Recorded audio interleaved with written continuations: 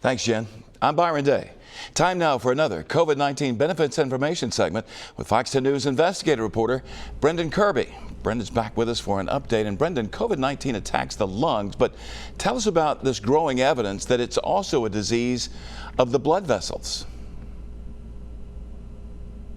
Yeah, well, Byron, as far back as April, doctors noticed that there was a big cardiovascular aspect to this disease. A study that month based on data from China indicated that 20 to 30% of hospitalized patients with COVID-19 had cardiac injuries, and it was a contributing factor in 40% of deaths.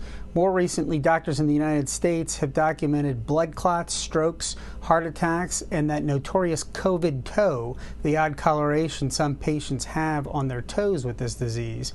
These are things that are not normally associated with infectious diseases. The prestigious Lancet journal in April published a study indicating that the novel coronavirus can infect the cells that line the inside of blood vessels. Doctors recently told a science writer for Medium and Elemental that might explain the strange symptoms sometimes associated with the disease, such as blood clots, and a study last month in the New England Journal of Medicine addressed that as well. Maybe that's why patients who have gone on ventilators have fared so poorly. Those machines force air into the lungs, but in order to breathe properly, you need to also have that exchange of oxygen and carbon dioxide. Damage to the blood vessels can interfere with that process. All right, Brendan, this is something scary we've heard about over the last week or so. Rats. What do these small creatures have to do with C-19?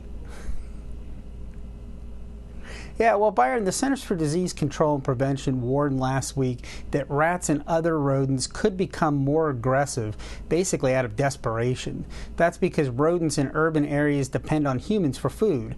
Restaurant garbage is a prime source for that food. Closed restaurants mean no food getting prepared and no waste getting tossed. Now, Mobile probably doesn't have the rat problem that, say, New York City does, but the